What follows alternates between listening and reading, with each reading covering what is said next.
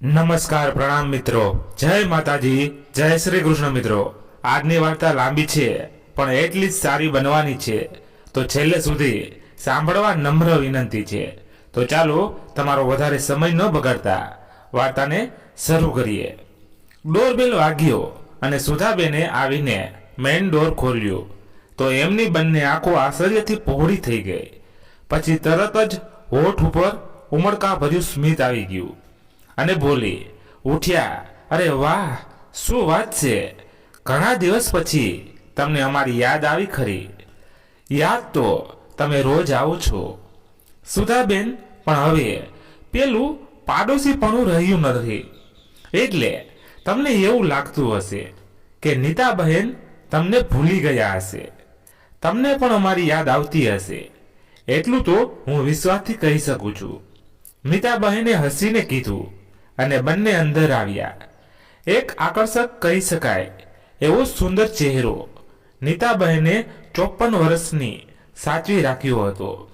યુવાનીને પણ શરમાવે એવી એમની વાકસા અને બિલકુલ મૃદુતાથી ચીપી ચીપીને જાણે બોલાયેલા શબ્દો બધું મળીને નીતાબહેન 54 વર્ષે પણ યુવાસ્થાને ગુડ બાય કહી શકતા નહોતા।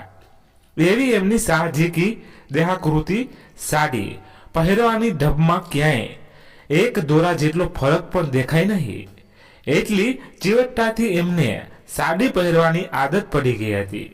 બંને પરિવાર એક સમયે કમલનયન સોસાયટીમાં 22 વર્ષ સુધી એકબીજાના પાડોશી બનીને રહી ચૂક્યા હતા।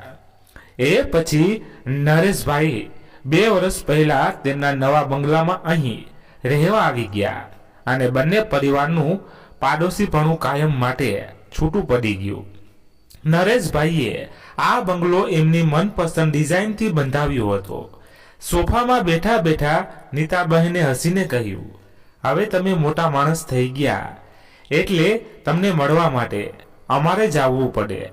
સુધાબહેને કહ્યું, હાય રામ, એવું ના બોલશો નીતાબહેન, અમારા માટે તો આ પણ કમલનયન સોસાયટી જ છે અને અમે ત્યાં જેવા હતા એવા જ અહીંયા છીએ। ફરક માત્ર એટલું જ છે કે ત્યાં આપણે એકબીજાને સાથ દીધા વગર જ દિવસમાં 10-12 વખત મળી લેતા।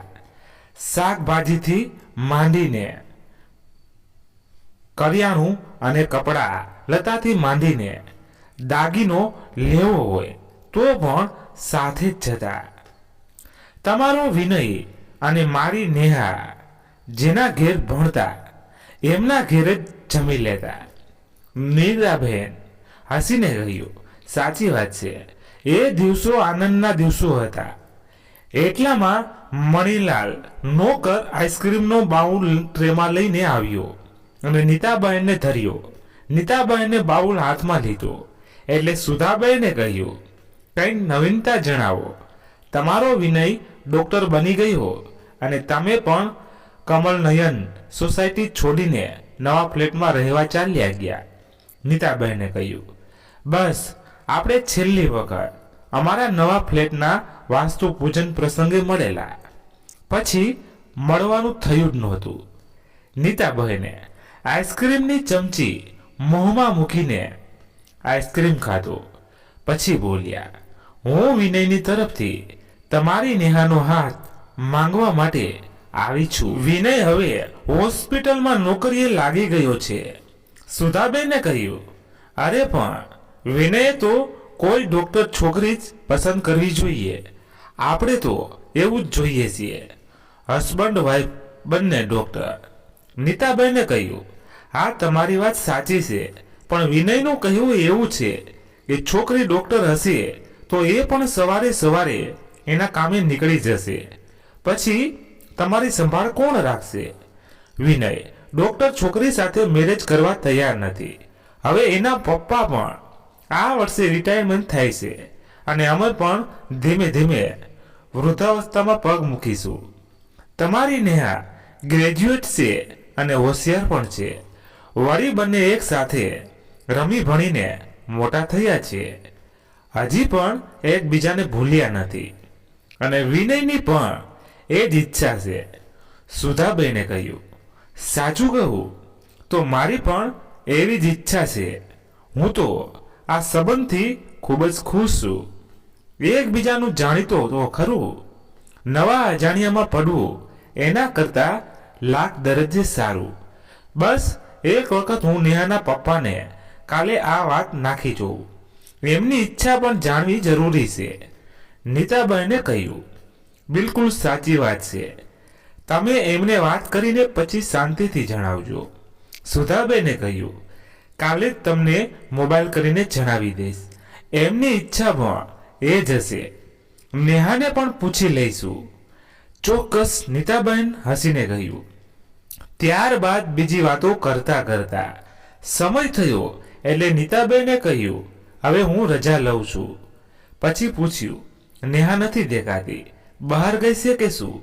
સુધાબેને કહ્યું, એ હવે આવતી જશે. ઇંગ્લિશ સ્પીકિંગના ક્લાસ જોઈન કર્યા છે એટલે રોજ બપોરે ક્લાસમાં જાય છે. નીતાબહેને હસીને કહ્યું, સરસ, મને ગમ્યું. પછી તેઓ ઊભા થયા. સુધાબહેન એમને વળાવવા બહાર આવ્યા. ત્યાં જ નેહાની કાર કમ્પાઉન્ડમાં દાખલ થઈ. નીતા આંટીને જોતા એ એમના ગળે વળગી ગઈ. નીતાબહેન પ્રેમથી નેહાને ગળે લગાડી દીધી. પછી છૂટા પડતા નેહાએ કહ્યું, શું વાત છે? નીતા આંટી આવ્યા છે ને? બેટા, હું ક્યારની આવી હતી. હવે હું રજા લઈશ. નેહાએ હઠ કરી. આમ હું તમને નહીં જવા દઉં. પાછા વળો. આટલાથી તો મારું મન કેવી રીતે ભરાશે? નીતાબેને કહ્યું, બેટા પછી હું આવીશ, ખાસ તને મળવા. મોબાઈલ કરીને આવીશ. નેહાએ કહ્યું, પ્રોમિસ આપો છો? નીતાબહેને નેહાના ગાલે ચૂમટો ભરતા કહ્યું, મેં કદી કોઈને ખોટી વાત કરી નથી. એ તો તું સારી રીતે જાણે છે. નેહાએ હસીને કહ્યું, ઓકે ઓકે.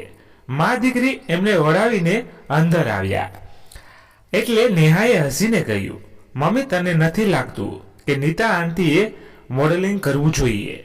સુધાબેને કહ્યું, એ બધું આપણા સમાજના ના શોભે. તું ફ્રેશ થઈને આવ. એટલામાં હું આપણા માટે જ્યુસ તૈયાર કરું છું. કહીને સુધાબહેને વાત ફેરવી લીધી. રાતના 9:10 હંમેશાની જેમ નેહાએ વિનયને મોબાઈલ કર્યો. નેહા પોતાના રૂમમાં ઉપરના માળે એકલી હતી. સામેથી વિનયનો અવાજ આવ્યો એટલે એણે કહ્યું, આજે તારા મમ્મી આવ્યા હતા, પણ મારું કમનસીબ કે હું એમને 1 મિનિટ માટે જ મળી શકી. વિનયે કહ્યું, મને ખબર છે. અને એ કેમ આવ્યા હતા એ તને પણ ખબર હશે. નેહાએ કહ્યું, ઓ જેન્ટલમેન, મને કશી ખબર નથી. હું બહારથી આવી ત્યારે એ વિદાય લઈ રહ્યા હતા. મારા નસીબમાં તો બાય બાય હાથ આવ્યું હતું. વિનયે હસીને કહ્યું, છતાં તને ખબર તો પડી જ જશે. નેહાએ કહ્યું, તું ભાંગરો ન વાટીશ. હું કંઈ જાણતી નથી એટલે મમ્મીને અમસ્તા મળવા આવ્યા હશે. વિનયે કહ્યું, એ આપણી સગાઈની વાત કરવા આવ્યા હતા. નેહાએ આશ્ચર્ય સાથે પૂછ્યું, રિયલી? મને મમ્મીએ કંઈ કહ્યું નથી, પણ સગાઈની વાત તો છોકરીવાળા કરતા હોય છે. વિનયે કહ્યું, હવે એ બધું જૂનું થઈ ગયું છે મિસ નેહા. નેહાએ કહ્યું, કદાચ એ પપ્પાને પહેલા વાત કરશે પછી મને જણાવશે. વિનયે હસીને કહ્યું, હોઈ શકે. નેહાએ ઉત્સાહમાં આવીને કહ્યું, હું ખૂબ ખુશ છું. તું નહીં માની શકે કે હું અત્યારે શું વિચારી રહી છું. સાચે જ આ બહુ ખુશીના સમાચાર છે. મને એમ લાગે છે કે આપણે પંખીની જેમ આસમાનમાં વિહરી રહ્યા છીએ. વિનય એની વાતો સાંભળીને મલકાઈ રહ્યો હતો. એ જ સમયે સુધાબહેન એમના રૂમમાં સોફા પર બેઠા બેઠા પતિ સાથે એ જ વાત કરતા હતા. પત્નીની વાત સાંભળીને નરેશભાઈએ શાંતિથી પૂછ્યું, તારો શું વિચાર છે?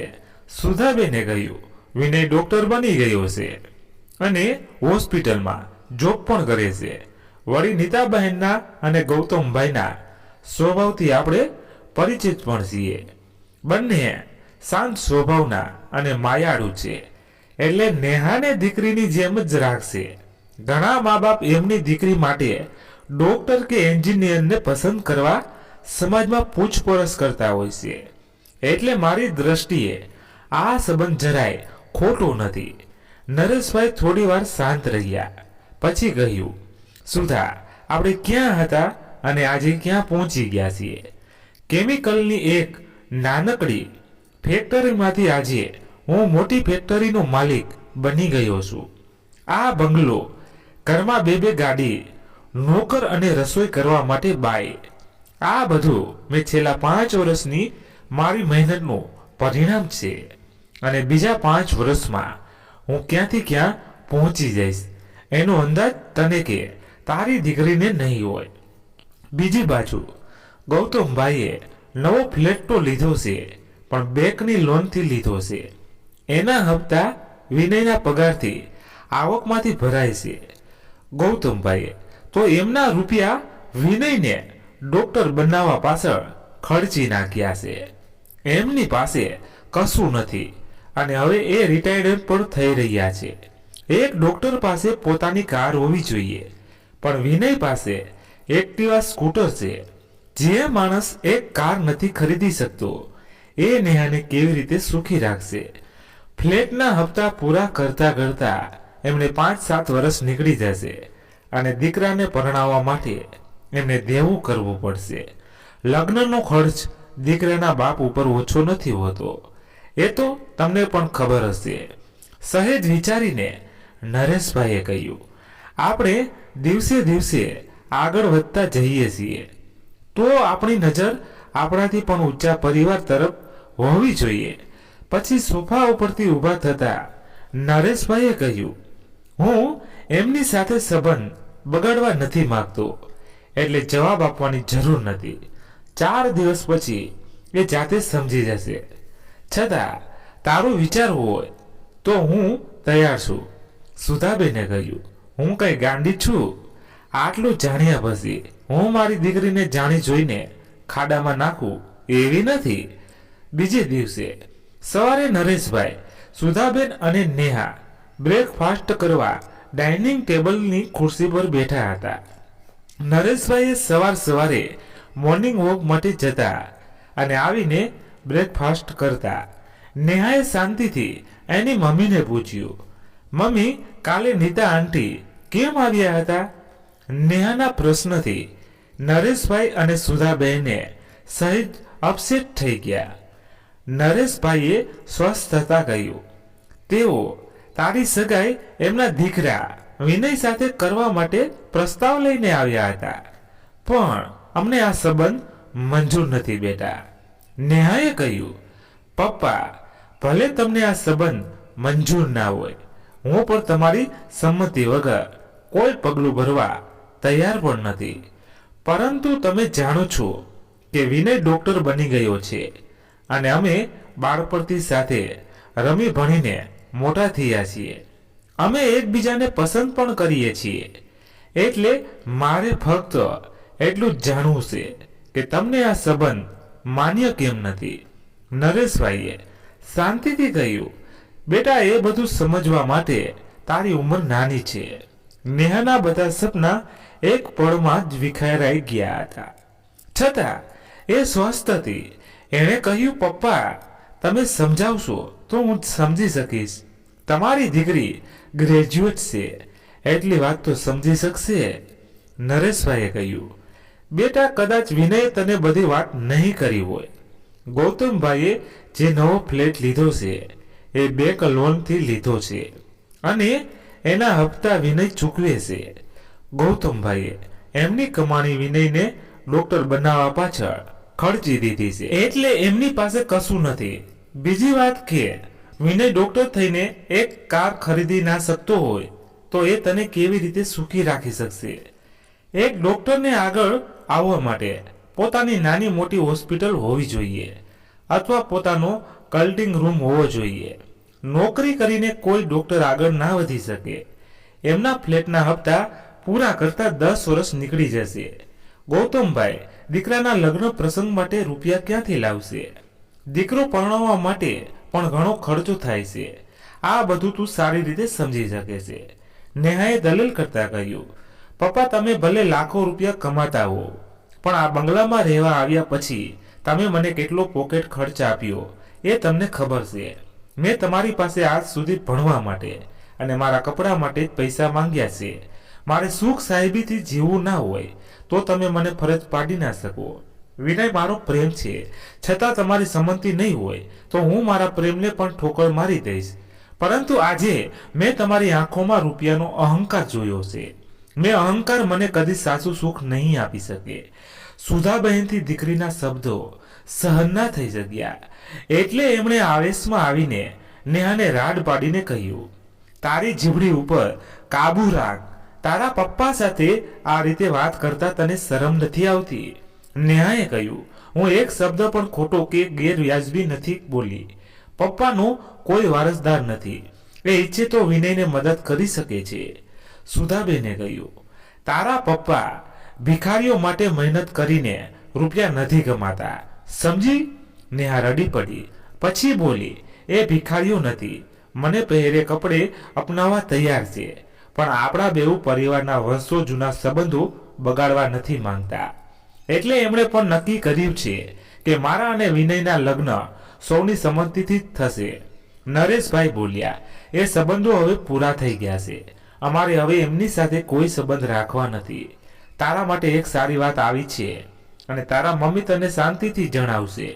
મને ખબર છે તમે કૌશિક અંકલના દીકરાની વાત કરી રહ્યા છો, પણ એ શિકાગોથી આવવાનું છે અને મેરેજ પછી શિકાગો જ સેટ થવાનું છે. હું શિકાગો એની સાથે રહીશ તો અહીં તમારી સંભાળ કોણ રાખશે? એટલે એ વાત ઉપર અત્યારથી ચોકડી મૂકી દેજો. નેહાએ ખૂબ જ શાંતિથી વાત કરી. નરેશભાઈએ કહ્યું, ઠીક છે, તારી વાત ખોટી નથી, પણ આપણી પાસે 3 વર્ષનો લાંબો સમય છે. હજી તને 23 વર્ષ થયા છે, ત્યાં સુધીના કોઈ સારું અને સુખી પરિવાર મળી જશે. બેટા, નેહાએ કહ્યું, તમે કહેશો ત્યાં હું લગ્ન કરી લઈશ. છેવટે તો તમારી દીકરી છું, તમારી આબરૂને આંચ નહીં આવવા દો. કહીને એ સીડીએથી પગથિયાં ચડીને એના રૂમમાં ચાલી ગઈ. બપોરે ઇંગ્લિશ સ્પીકિંગના ક્લાસમાં ગઈ.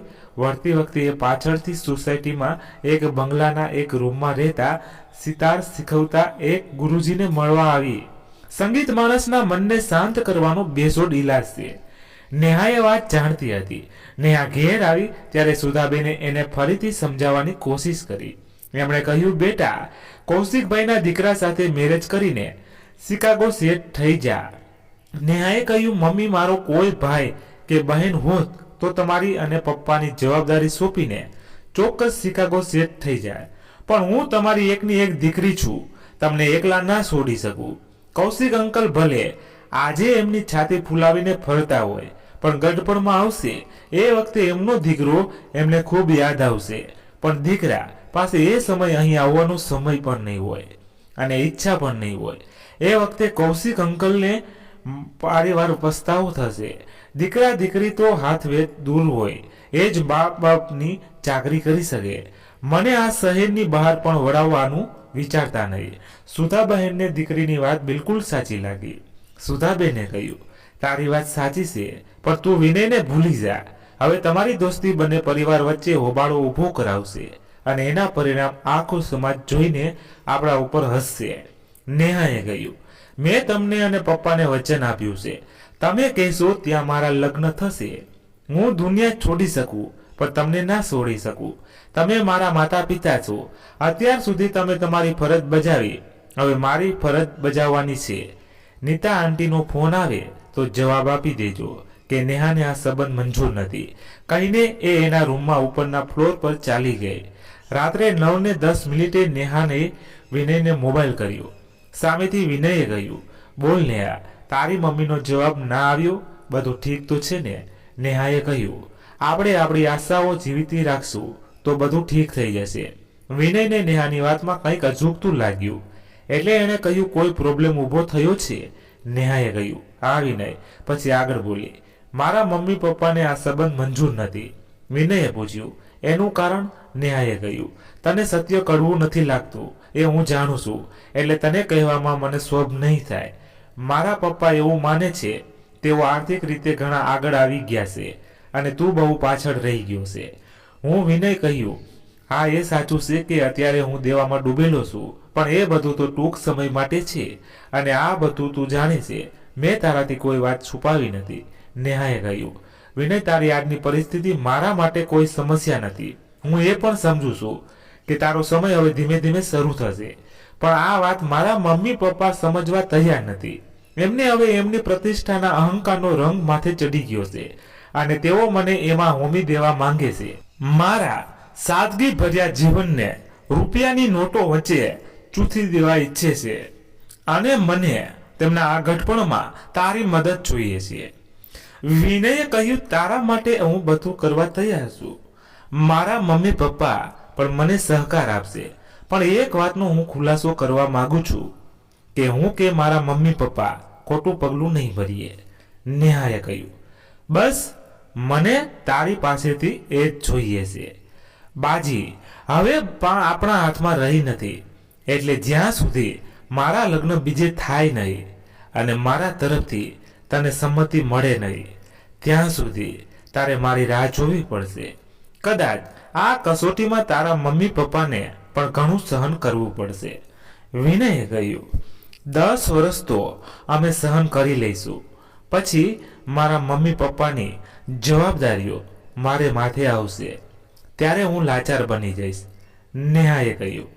મારે એટલો બધો સમય નથી જોઈતો, 2 કે 3 વર્ષ તો પૂરતો છે, કેમ કે હવે પપ્પા જીદ પર આવીને મારા લગ્ન માટે ઉતાવળ કરશે, વિનયે કહ્યું.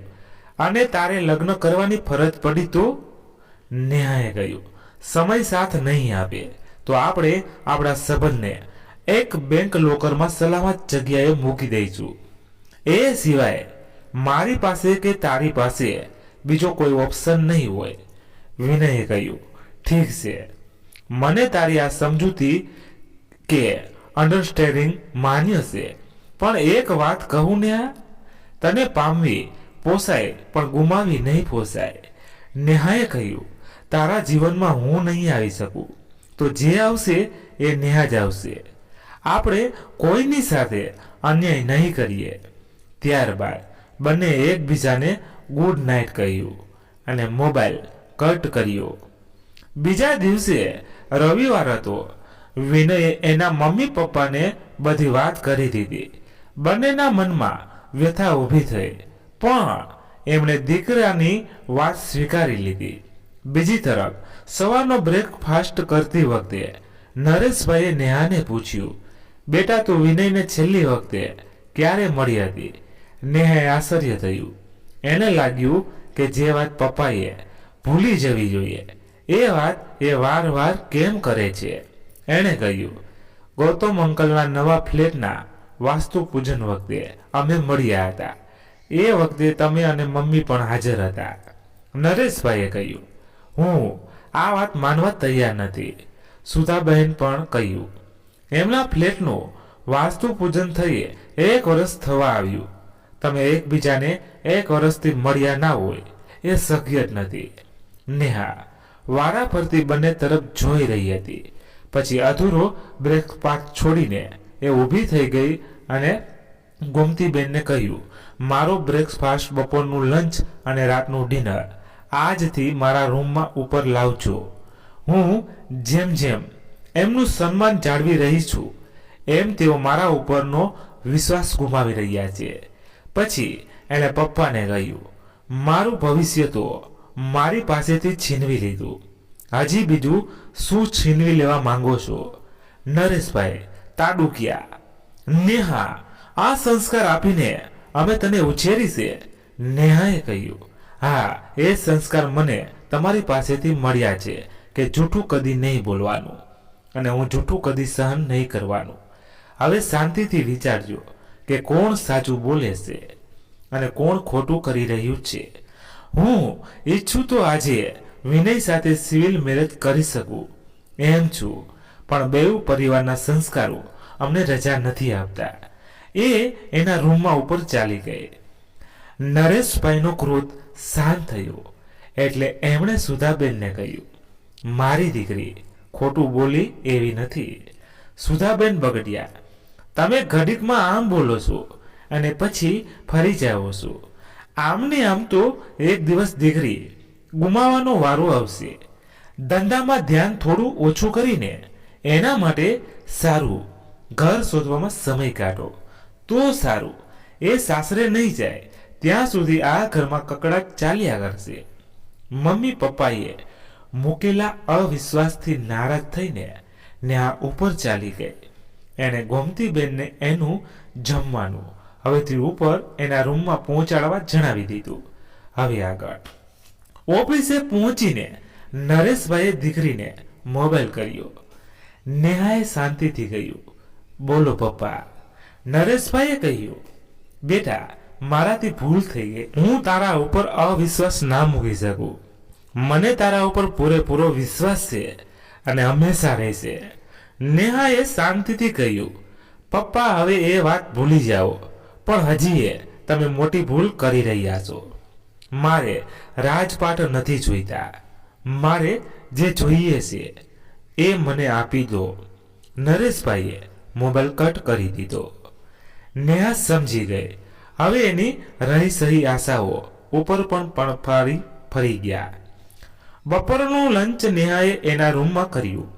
એ એના મનને સ્વસ્થ રાખવા રીડિંગ કરતી હતી. અંગ્રેજી બોલતા શીખવા માટે સ્પીકિંગના ક્લાસમાં જતી હતી. ત્યાંથી એને હોમવર્ક મળતું હતું, એ કરતી હતી. અને આજથી સંગીત શીખવાડવા ગુરુજીને આવવાના હતા. રાત્રે 9:10 અચૂક વિનયને મોબાઈલ કરતી હતી. બંને વચ્ચે પ્રેમ સંબંધ હતો, પણ એકબીજાને કદી આઈ લવ યુ કહેવાની એમને જરૂર નહોતી પડતી. જેમના હૃદય એક થઈ ગયા હોય એમને ફોર્માલિટીની શું જરૂર હોય. 4 દિવસ પછી નરેશભાઈ તેમના વિશ્વાસુ કેમિકલના વેપારી પાસેથી એક સારી વાત લઈને આવ્યા. નેહાને બોલાવીને એમણે મા દીકરીને છોકરાના પરિવાર વિશે અને છોકરા વિશે બધી વાત કરી. યોગાનું યોગ, આ છોકરો પણ ડોક્ટર હતો. એના પપ્પાને હાજરીમાં જીન મિલ હતી. રૂના મોટા વેપારી હતા અને સેટેલાઇટ વિસ્તારમાં એમનો ભવ્ય બંગલો હતો. હારીજમાં પણ એમની બાપ દાદાની મોટી હવેલી હતી. નરેશભાઈએ છોકરાનો બાયોડેટા મંગાવી લીધો અને નેહાનો બાયોડેટા એમના વેપારી દશરથભાઈને આપવાનો હતો. નેહાએ એના રૂમમાં આવીને પોતાનો બાયોડેટાની એક કોપી અને એક પોસ્ટકાર્ડ સાઇઝના ફોટાની કોપી લાવીને નરેશભાઈને સુપરત કરી દીધી. નરેશભાઈએ હસીને કહ્યું, બેટા આ સંબંધ થઈ જાય તો ગંગા નાહ્યા. ઘરમાં 4 ગાડીઓ છે, નોકર ચાકર રસોઈયો અને 2 ડ્રાઈવર છે. આલિશાન બંગલામાં તું રાજ કરીશ. છોકરો પોતાની હોસ્પિટલ બનાવી રહ્યો છે. બીજા ડોક્ટરો પણ એની સાથે હોસ્પિટલમાં ભાગીદાર તરીકે છે, કેમ કે 9 માળની હોસ્પિટલમાં હંમેશા 4-5 ડોક્ટરો ભેગા મળીને જ સાહસ કરી શકે. નેહા ચૂપચાપ બધું સાંભળી રહી હતી. બીજા દિવસે દશરથભાઈ પાસેથી છોકરાનો બાયોડેટા અને ફોટો નરેશભાઈને મળી ગયા. સામે નરેશભાઈએ પણ નેહાનો બાયોડેટા અને ફોટો દશરથભાઈને સુપ્રત કરી દીધા. નરેશભાઈ ખૂબ ખુશ હતા, છતાં એમને એમની વાલસોઈ દીકરી સાથે છેલ્લા કેટલાય દિવસથી ગજગરાજ ચાલતો હતો. એ કાંટાની જેમ હૃદયમાં વાંગતો હતો. એમને એમના જ ઘરમાં દીકરીનું મોં પણ જોવા મળતું નહોતું. નેહા આખો દિવસ એના રૂમમાં રહેતી હતી. રાત્રે 9:10 એણે વિનયને મોબાઈલ કરીને સમાચાર આપ્યા કે એક ડોક્ટરની વાત આવી છે. વિનય પણ લાચાર હતો. 22 વર્ષના મનપ્રિય સંબંધોની હોળી એને સામે જ પ્રગટી રહી હતી. એની મમ્મી પણ કેટલાય દિવસથી અપસેટ રહેતી હતી. નીતા બહેનને નેહા ખૂબ જ વહાલી હતી. 2 દિવસ પછી દશરથભાઈએ નરેશભાઈને સમાચાર આપ્યા કે ડોક્ટરને તમારી દીકરીનું ભણતર ઓછું પડે છે. રાત્રે સુધાબહેને જમતી વખતે ટોણો માર્યો. એમને કેટલી ભણેલી છોકરી જોઈએ છે? નરેશભાઈએ કહ્યું, આજકાલ ગ્રેજ્યુએટની ડિગ્રી કાંઈ ખાસ ન કહેવાય. ભણેલા છોકરાઓ MBA થયેલી છોકરીઓ માગે છે. પછી સહેજ રોકાઈને બોલ્યા, કશો વાંધો નહીં, સારા સારા ઘરમાંથી વાતો તો આવ્યા કરશે. સમય પસાર થતો વિનયના પપ્પા ગૌતમભાઈ રિટાયર્ડ થઈ ગયા. એમને મળેલી ગ્રેજ્યુએટની રકમ અને પ્રોવિડન્ટ ફંડની રકમ એમણે બેંકની લોન સામે જમા કરાવીને લોનનો ભાર હળવો કરી દીધો. નેહા ધીમે ધીમે અંગ્રેજી બોલવામાં અને સિતારવાદમાં સારી પ્રગતિ કરી રહી હતી. એક દિવસ નરેશભાઈ એમની ફેક્ટરીનું મોટા ભાગનું કામ પતાવીને રિલેક્સ થયા. એ વખતે એમની ચેમ્બરમાં પટાવાળો આવ્યો અને એક કવર ટેબલ પર મૂકતા કહ્યું, યોગેન્દ્ર શેઠનો માણસ આ આપી ગયો છે. નરેશભાઈ સફાળા બેસી ગયા અને કવર ખોલીને જોયું. કવરમાં યોગેન્દ્ર શેઠના દીકરા ચંદ્રવનનો બાયોડેટા હતો અને એના 2 ફોટા પણ હતા. યોગેન્દ્ર શેઠ એટલે કેમિકલ સર્કલનો કિંગ કહેવાય. કેમિકલની 3 ફેક્ટરી એકબીજાની નજીક નજીક અને એક ફેક્ટરી અંકલેશ્વર હતી. નરેશભાઈની ફેક્ટરીમાં પણ એમનો કાચો માલ આવતો હતો. ચંદ્રવનનો ફોટો એમણે જોયો. એ હેન્ડસમ દેખાતો હતો. ઘડીક ભરતો નરેશભાઈ વિચારમાં પડી ગયા કે એમના એવા કેવા નસીબ કે યોગેન્દ્ર શેઠ જેવા કેમિકલ કિંગના દીકરા માટે નેહાનું માગવું આવે. એટલામાં જ એમના મોબાઈલની રિંગ વાગી. એમણે મોબાઈલ પર હેલો કહ્યું અને સામેથી અવાજ આવ્યો, એમરોન કેમિકલ્સથી યોગેન્દ્ર વાત કરું છું. નરેશભાઈએ ઉત્સાહમાં આવીને કહ્યું, કેમ છો શેઠ? તમારું કવર મને મળ્યું. યોગેન્દ્રભાઈએ કહ્યું, મારા દીકરા ચંદ્રવંદન માટે તમારી દીકરીની વાત કરવાનો બાયોડેટા અને ફોટો મોકલ્યા છે. વિચાર કરીને મને જવાબ આપજો અને તમારી દીકરીનો બાયોડેટા અને 1-2 ફોટા પણ મોકલશો તો મને આનંદ થશે. નરેશભાઈ અતિ ઉત્સાહમાં આવી, અમારા તરફથી તો વાત પાકી જ સમજી લો.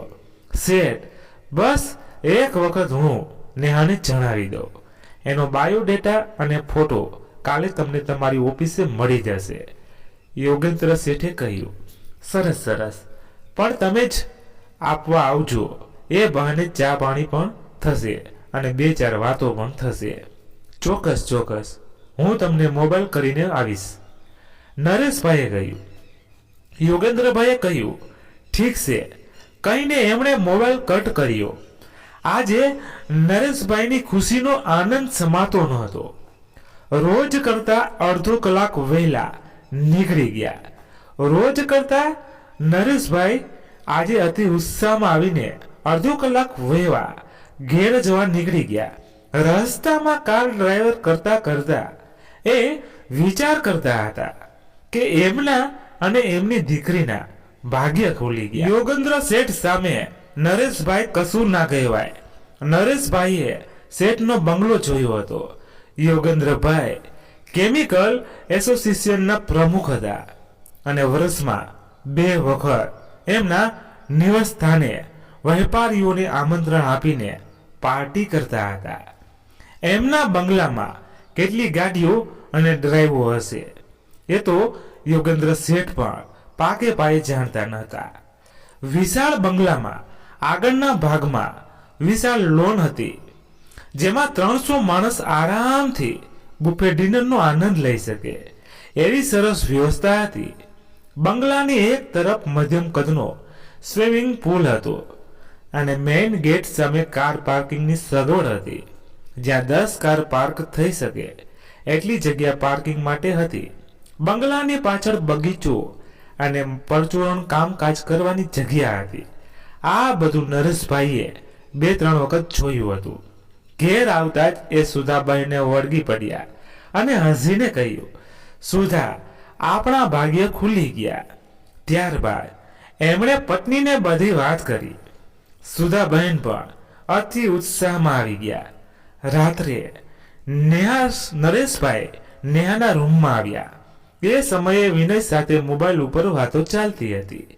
પપ્પાને જોતા નેહાએ વિનયને કહ્યું ઇન્ટરસ્ટના, પછી હસીને મોબાઈલ કટ કર્યો. વિનય સમજી ગયો હતો. નરેશભાઈએ નિખાલસતાથી પૂછ્યું કોની સાથે વાત કરતી હતી? મારા આવવાથી તારી વાતોમાં ભંગ તો નથી પડ્યો ને? નેહાએ સાચું જણાવી દીધું. વિનય સાથે વાત કરતી હતી. ગૌતમ અંકલે બેંકનું દેવું ઘણું ઓછું કરી દીધું છે અને વિનયને ઇન્ક્રીમેન્ટ મળ્યું છે. નરેશભાઈએ કહ્યું ઠીક છે, પણ તારા માટે એ વાત આવી છે કે તારું ભાગ્ય ખુલી જશે. નરેશભાઈએ સોફામાં બેસતા કહ્યું. નેહા ડબલ બેડમાં બેઠી હતી. એણે કહ્યું મને પણ આનંદ થશે. હું પણ એ દિવસની રાહ જોઉં છું કે ક્યારે મારી સગાઈ થઈ જાય. નરેશભાઈએ કહ્યું બહુ જલ્દી બેટા. કહીને એમણે યોગેન્દ્રભાઈ વિશે સંપૂર્ણ વાત જણાવી અને ચંદ્રવનનો બાયોડેટા અને ફોટા નેહાને આપ્યા. નેહાએ ફોટા જોઈને કહ્યું છોકરો એકદમ હેન્ડસમ દેખાય છે. નરેશભાઈએ છાતી ફૂલાવીને કહ્યું બેટા કરોડોના રૂપિયાનો વરસાદ વારસદાર છે. નેહાએ હસીને કહ્યું મારા ભાગ્યમાં આટલું બધું સુખ લખ્યું હશે કે પછી ત્યાંથી પણ વાત ઉપર ચોકડી ઉપર લાગી જશે. નેહા બહારથી તો ખુશ હોવાનું નાટક કરતી હતી, પણ એનું હૃદય તૂટી રહ્યું હતું. નરેશભાઈએ હસીને કહ્યું એમણે સામે ચાલીને આ વાત મૂકી છે એટલે આ વખતે તો વાત ઉપર ચોકડી નહીં પડે. નેહાએ કહ્યું સમય બધું સાચું કહેશે. ત્યારબાદ નરેશભાઈએ નેહાનો બાયોડેટા અને 2 ફોટા માંગ્યા. નેહાએ ઊભા થઈને એક કવરમાં બધું મૂકીને કવર નરેશભાઈને સોંપી દીધું. નરેશભાઈએ નેહાને પૂછી લીધું કે તારા તરફથી હું એમને મંજૂરી આપી શકું ને? નેહાએ કહ્યું તમને જેમ ઠીક લાગે એમ કરી શકો છો. મારે તો કોઈ પણ ઘરમાં નેહાને બનીને જ રહેવાનું છે. દીકરીના કહેવાનો ભાવાર્થ સમજ્યા પછી પણ નરેશભાઈ ચૂપચાપ રૂમમાંથી નીકળી ગયા. રાત્રે વિનય ડાઇનિંગ ટેબલની ખુરશીમાં બેસીને જમી રહ્યો હતો. ત્યારે નીમાબહેન એની બાજુમાં જ બેઠા હતા. આ મા દીકરાનો નિત્યક્રમ હતો. વિનયે એની મમ્મીને કહ્યું મમ્મી હવે તમારી ઉંમર દિવસે દિવસે વધશે. હવે કોઈ ઘરકામ અને રસોઈ કરી શકે એવા બહેન શોધી લો.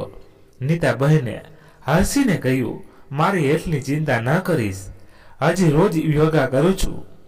પરચુરણ કામ કરવા માટે સવાર સાંજ નોકર આવે છે એટલું પૂરતું છે.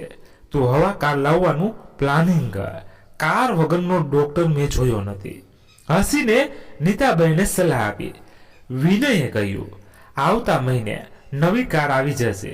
હું બેંક લોનથી કાર ખરીદી લઈશ. જમ્યા પછી એ એના રૂમમાં ગયો. થોડી વારમાં 9:10 નેહાનો મોબાઈલ આવ્યો. વિનયે મોબાઈલ ઉઠાવીને કહ્યું બોલ નેહા, આજના કોઈ બ્રેકિંગ ન્યૂઝ હોય તો જણાવી દે. નેહાએ હસીને કહ્યું ટૂંક સમયમાં હું કરોડો રૂપિયાની માલકીન બનવાની છું. વિનયે કહ્યું કોંગ્રેચ્યુલેશન. પછી હસીને કહ્યું ભગવાને આપણે મેળાપ કદાચ ભૂલથી બરાબર નથી લખ્યો એટલે આપણા વચ્ચે કોઈને કોઈ આવ્યા કરે છે. નેહાએ હસીને કહ્યું તારી વાત 100% સાચી છે અને હું સમયના ખેલ જોઈ રહી છું. સમય મને જેમ નચાવે છે એમ નાચી નાચી રહી છું. પછી અચાનક ધ્રુસકે રડી પડી. વિનયે એને શાંત કરવાનો ખૂબ જ પ્રયત્ન કર્યો, પણ થોડી વાર પછી નેહાએ મોબાઈલ કટ કરી દીધો. ત્યારબાદ અડધા કલાક પછી વિનયે નેહાને મોબાઈલ કર્યો. નેહા, મારી વાત શાંતિથી સાંભળી લે. આપણા તન અલગ થઈ શકશે પણ મન અલગ કદી નહીં થાય. આપણે કોઈની સાથે દગો પણ કરવો નથી. કે કોઈની સાથે બેવફાઈ પણ કરવી નથી. આ બધી વાત આપણે વાર કરી ચૂક્યા છીએ અને આપણે આ વાતોને સંમતિ પણ આપી ચૂક્યા છીએ. પછી આપણી પાસે એક જ રસ્તો બાકી રહે છે. જ્યાં સુધી જીવીશું ત્યાં સુધી એકબીજાને મનથી ચાહતા રહીશું. આપણે બીજા લવર્સની જેમ એકાંતમાં મળવાની લાલસા નથી. પછી શા માટે આપણે દુઃખી થવું જોઈએ? બીજા દિવસે બપોરનો સમય નરેશભાઈએ યોગેન્દ્ર શેઠને મોબાઈલ કર્યો. સામેથી યોગેન્દ્રભાઈએ કહ્યું, મારી ઓફિસે આવી જાઓ. નરેશભાઈને શેઠની ખુશામત કરવાનો મોકો ના મળ્યો એટલે શોભીલા બની ગયા. પણ ખુશી દીકરીનો બાયોડેટા અને ફોટોવાળું કવર લઈને એ શેઠની ઓફિસે જવા નીકળી ગયા. એક જ ઇન્ડસ્ટ્રી ઝોનમાં બધી કેમિકલ્સની ફેક્ટરીઓ આવેલી હતી એટલે નરેશભાઈને પહોંચવામાં બહુ સમય ના થયો. યોગેન્દ્રભાઈએ બાયોડેટા અને નેહાના ફોટો જોઈને હસીને કહ્યું, બસ તો હવે કરો કંકુના. આજે રાત્રે તમે મારા બંગલે નેહાને લઈને સપરિવાર આવો અને સગાઈની રસમ પૂરી કરીએ. એકબીજાના વેવાય બની જઈએ. પછી તમે જુઓ કે યોગેન્દ્રભાઈ તમને તમારા બિઝનેસમાં ક્યાંથી ક્યાં લઈ જાય છે. નરેશભાઈએ તો અતિ ઉત્સાહમાં ખાસ બોલી ના શક્યા, પણ એમના ચહેરા ઉપર લાલાશ ખૂબ આવી ગઈ. યોગેન્દ્રભાઈએ કહ્યું, નરેશભાઈ, મારો એક જ દીકરો છે. મારી સંપત્તિનો એકલો વારસદાર ચંદ્રવનંત છે. તમારી દીકરી નેહા અમારા ઘરમાં રાજ કરશે. રાજ. નરેશભાઈએ મલકાઈને કહ્યું, આ બધી નસીબની વાત છે. ત્યારબાદ ઠંડી પેપ્સીને ગળામાંથી ઉતારીને નરેશભાઈએ ભારે રાહતનો શ્વાસ લીધો. પણ વિધિને કંઈક જુદું જ પસંદ હતું. નરેશભાઈએ સુધાબેન અને નેહા યોગેન્દ્રભાઈના આલિશાન બંગલામાં નેહાની સગાઈ નક્કી કરવાના શુભ કાર્ય માટે મહેમાન બનીને આવ્યા તો ખરા, પણ થોડા જ સમયમાં એમને ત્રણેયને ખ્યાલ આવી ગયો કે ચંદ્રવન શરાબી હતો. સહુની સાથે સગાઈની વિધિ કરવામાં આવી રહ્યો હતો ત્યારે એના એક મિત્રના ટેકે લથડિયા ખાતો ધીમે આવતો હતો. એની આ હાલત જોઈને નરેશભાઈ, સુધાબેન અને નેહા ઊભા થઈ ગયા. ત્રણેયના ચહેરા ઉપર ધૂણાના ભાવ સ્પષ્ટ જણાઈ આવતા હતા. યોગેન્દ્રભાઈ શાંતિથી કહ્યું, નરેશભાઈ, આમ તમે અચાનક ઊભા કેમ થયા? બેસો. નરેશભાઈએ કહ્યું, યોગેન્દ્રભાઈ, તમારા સપુત્રોની હાલત તો જુઓ. યોગેન્દ્રભાઈએ કહ્યું, તમે પહેલા શાંતિથી બેસો તો તમને હું કંઈક જણાવું. આમાં ઊભા થઈને વાત કરવી ઠીક ના કહેવાય. પહેલા તમે બેસો. યોગેન્દ્રભાઈના પરિવારમાં એમની સાથે એમના પત્ની, એમની એક બહેન અને બનેવી બેઠા હતા. નરેશભાઈ બેઠા એટલે સુધાબેન અને નેહાબેન સોફામાં બેસી ગયા. પછી યોગેન્દ્રભાઈએ શાંતિથી કહ્યું, આટલા મોટા હાઈ સોસાયટીના પરિવારમાં દીકરાને થોડાક શોખ હોય છે એ નવાઈની વાત નથી. તમે સમજી શકો છો. નરેશભાઈ એમના તૂટેલા સપનાના વેરવિખેર થયેલા ટુકડાઓ જમીન પર જોઈ રહ્યા હતા. એમના મસ્તિષ્કમાં લાવારસ ફૂટી નીકળ્યો હતો. એમણે કહ્યું, આ શોખ નથી છે, આ તો લત છે. હવે મને ખબર પડી કે તમે આટલા ઊંચા આસને બેસીને મારા જેવા સામાન્ય વેપારીના ઘર તરફ કેમ મીટ માંડીને જોયું છે. શરાબ તો મારા આખા ખાનદાન માટે ઝેર બરાબર છે. પછી સુધાબેન અને નેહાની તરફ જોઈને બોલ્યા, ચાલો આ ઘરમાં આપણાથી સગાઈ ના થાય. આપણે રસ્તો ભૂલ્યા છીએ. યોગેન્દ્રભાઈ કશું બોલ્યા નહીં. નરેશભાઈ એમના પરિવારને લઈને નીકળી ગયા. પાછા વળતા કારમાં નરેશભાઈએ એમને ક્રોધ ફરી બહાર કાઢ્યો. એના જેવા કરોડપતિ કરતા સામાન્ય ઘરના સંસ્કારી છોકરાને હું પસંદ કરીશ, પણ મારી દીકરીને અંધારા કૂવામાં તો કદી નહીં ધકેલું. નેહા ચૂપચાપ બેઠી હતી, પણ સુધાબેનને કહ્યું, વિનય શું ખોટો છે? એ દેવામાંથી બહાર નીકળી ગયો છે. ડોક્ટર પણ છે અને આપણા વચ્ચે વર્ષો જૂના સંબંધ પણ છે. કંઈ કહેવું હોય તો કહી પણ શકાય. નરેશભાઈએ બરાડી ઉઠ્યા, તું એ ડોક્ટરનું નામ ના લઈશ. સમાજમાં સારા પરિવારોની કમી નથી. આ વર્ષમાં તારી દીકરી સારા અને સુખી ઘરમાં પરણી જશે. આ મારો દાવો છે. નેહાને લાગ્યું કે હજી એના પપ્પાને સબકનો સ્વાદ બરાબર નથી મળ્યો. એણે સબક શીખવવા માત્ર એક મમરો મૂક્યો. વિનય આવતા મહિને એની પોતાની કાર ખરીદવાનો છે. નરેશભાઈએ કહ્યું, મને ખબર છે કે તમારા બંને વચ્ચે રોજ મોબાઈલ પર વાત થાય છે. નેહાએ કહ્યું, એ નવાઈની વાત નથી. અમે નાનપણથી જ એકબીજાની સાથે મિત્રતા નિભાવી રહ્યા છીએ. જે તમને ગઈકાલ સુધી સજન લાગતા હતા એ આજે તમારા માટે કોડીની કિંમતના થઈ ગયા છે. નરેશભાઈએ કહ્યું, જે આપણાથી પાછળ રહી જાય એની સામે ફરીને જોવાની મને આદત નથી. નેહાએ કહ્યું, જે તમારાથી આગળ છે એ બધા સારા જ હશે એ કહી ના શકાય, અને આજે તમે જોઈ લીધું છે. એટલામાં ઘર આવી ગયું. ઉતરતા ઉતરતા સુધાબેને કહ્યું, મારા ઘરમાંથી આ બધો કંકાસ ક્યારે જશે? બીજા દિવસે 1 વાગે ફેક્ટરીના સુપરવાઇઝરે નરેશભાઈની ઓફિસમાં આવીને કહ્યું, ડીકે કેમિકલ્સના સવારે 4 ડ્રમ મોકલ્યા હતા, એ માલ પાછો આવ્યો. નરેશભાઈને નવાઈ લાગી. એમણે પૂછ્યું, માલ તો બરાબર હતો ને, પાછો કેમ આવ્યો? કહીને એમણે દશરથભાઈને મોબાઈલ કર્યો. દશરથભાઈએ મોબાઈલ ઉઠાવીને કહ્યું, બોલો નરેશભાઈ. નરેશભાઈએ પૂછ્યું, માલ પાછો કેમ મોકલ્યો? દશરથભાઈએ સામેથી સવાલ કર્યો, યોગેન્દ્રભાઈ શેઠ સાથે તમારે કોઈ પ્રોબ્લેમ થયો હશે. નરેશભાઈએ કહ્યું, હા, પણ દશરથભાઈએ કહ્યું, એટલે એમનો મોબાઈલ મારા ઉપર આવ્યો હતો કે તમારી પાસેથી હું માલ ખરીદવાનું બંધ કરી દઉં. નરેશભાઈએ કહ્યું, અચ્છા, હું સમજી ગયો. એ માણસ આ રીતે મને સબક શીખવાડશે એવું મેં વિચાર્યું નહોતું. દશરથભાઈએ પૂછ્યું, પણ વાત શું બની હતી? ડીકે, એ એમના દીકરાની સગાઈ મારી દીકરી સાથે કરવા માંગે છે, પણ એમનો દીકરો તો દારૂડિયો નીકળ્યો. મને એવી ખબર પણ નહોતી. દશરથભાઈએ ભારે નિશાસો નાખીને કહ્યું, નરેશભાઈ, તમે હવે ફસાઈ ગયા.